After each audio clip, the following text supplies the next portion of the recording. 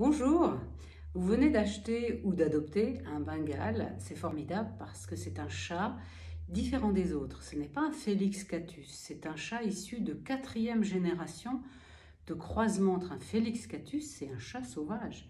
Donc vous n'aurez pas le même chat que tout le monde ou que ceux que vous avez déjà connus. Si c'est votre premier Bengale, voici quelques conseils pour que les premiers jours se passent bien, parce que lorsque les premiers jours se passent bien, tout se passe bien après. Alors votre petit chaton a 2 mois et demi ou 3 mois lors de son adoption. Vous venez d'arriver dans l'élevage pour le récupérer. L'arrivée dans un élevage pour récupérer un chaton est un jour chargé de très grandes émotions. Qui dit grande émotion, dit cardio-accélération. Donc votre cœur va battre la chamade et c'est tout à fait normal. Mais pour un Bengale, un cœur accéléré peut aussi vouloir dire attention, danger. C'est-à-dire qu'en fait, un chat qui voit le cœur ou qui perçoit le cœur de son congénère accéléré peut se dire celui-ci a peur, c'est donc qu'il y a un danger, il faut que je parte en courant. Donc, il y a des exercices à faire avant de rentrer dans l'élevage, c'est-à-dire, vous êtes dans la voiture, vous allez sortir de la voiture, vous allez faire une pause d'1 minute, respirer. Alors, ceux qui ont appris la respiration yoga, ça va être très facile, ils se détendent, ils respirent tranquillement, pratiquement une inspire sur 5 secondes, une expire sur 5 secondes, pour se mettre peut-être en cohérence cardiaque, pour ceux qui savent l'utiliser.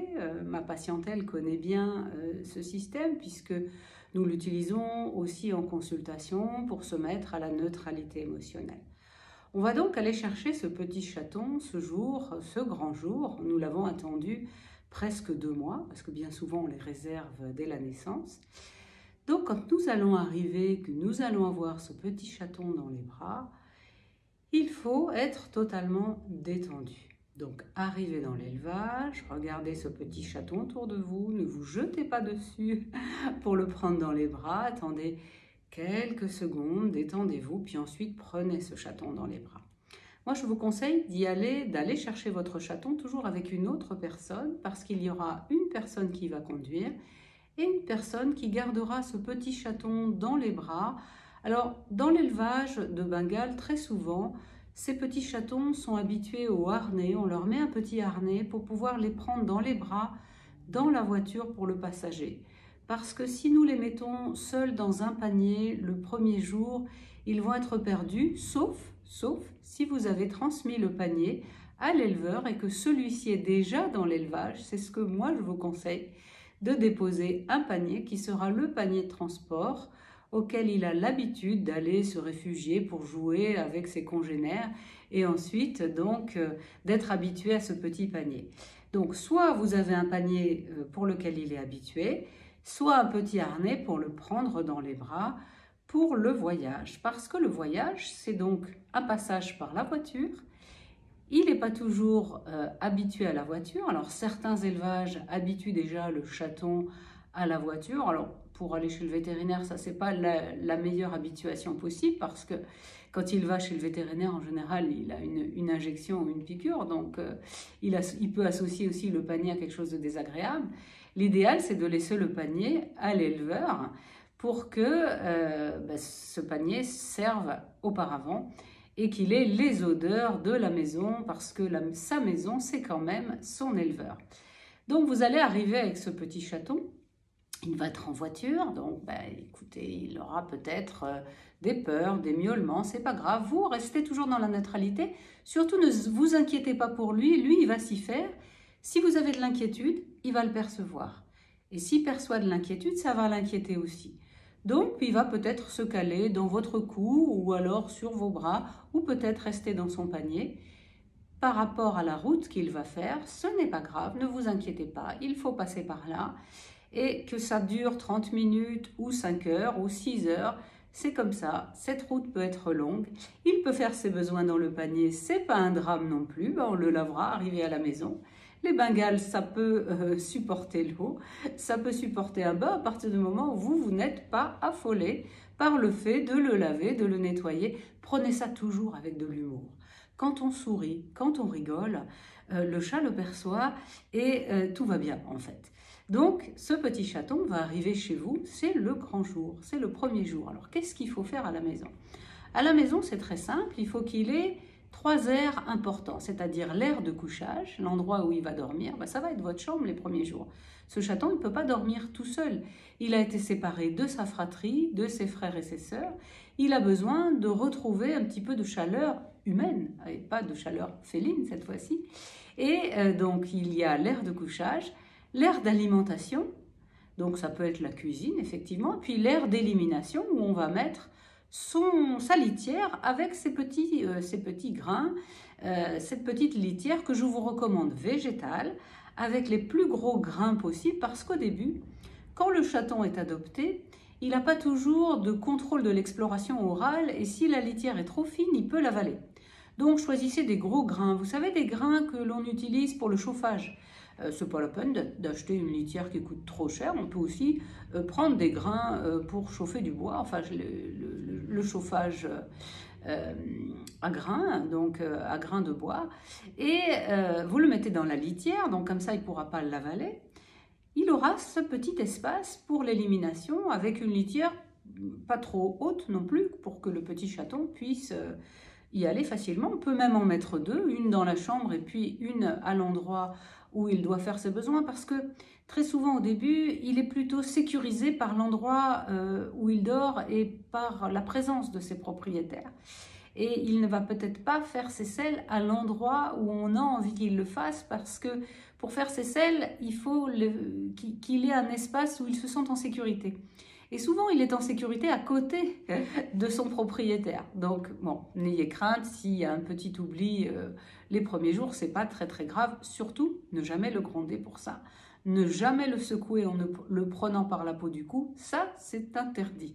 Il faut qu'il ait au début que des choses positives finalement. Ce chaton va arriver dans un endroit qu'il ne connaît pas, avec une personne qui va représenter sa mère. Donc, il a quitté sa mère, on lui dit maintenant, sa mère, ta mère, c'est moi.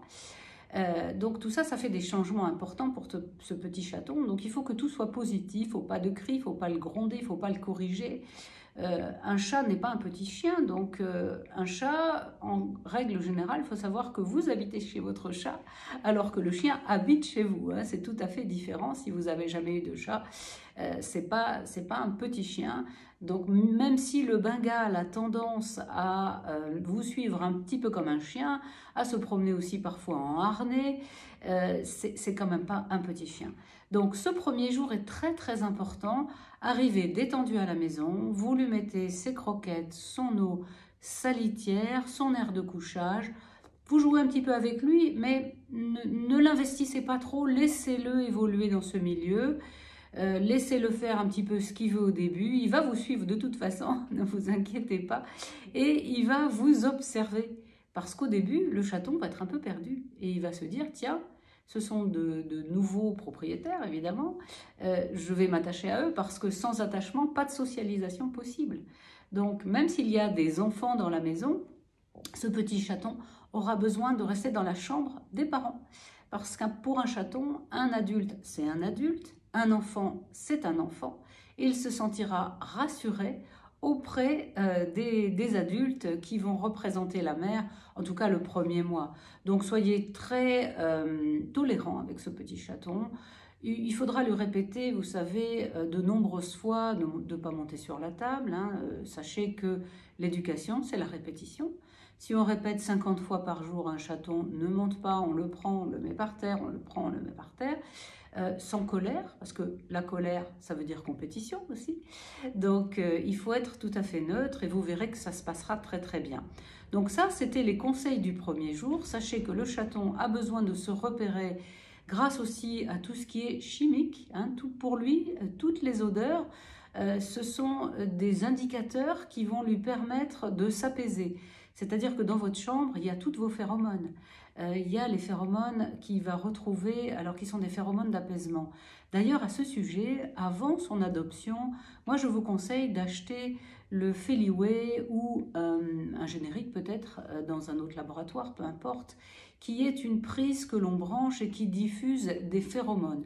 Des phéromones qui permettent l'attachement assez rapide à son milieu.